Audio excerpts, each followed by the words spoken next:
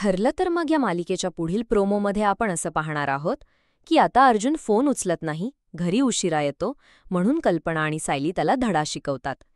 अर्जुनला मोदक खूप आवडतात. आता जेव्हा अर्जुन घरी येतो तेव्हा तिथे सायली आणि कल्पना बसलेल्या असतात.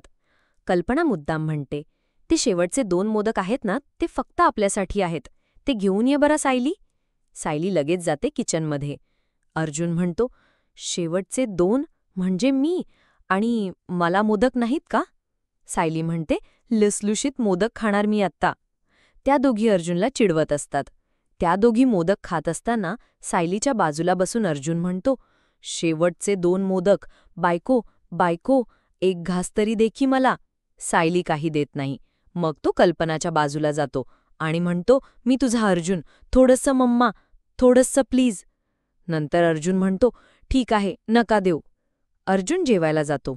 पाहतो तर काय, काहीच जेवण शिल्लक नसतं. "खायचं काय मी?" असं अर्जुन म्हणतो. "जेवण पण संपलंय."